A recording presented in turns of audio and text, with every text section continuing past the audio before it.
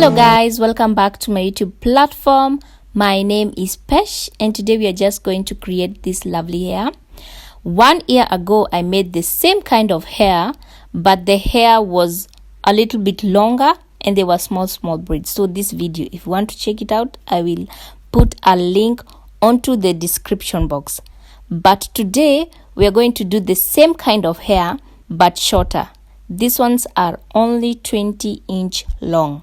And today I just want to do mini jumbo braids because I don't want to make small braids.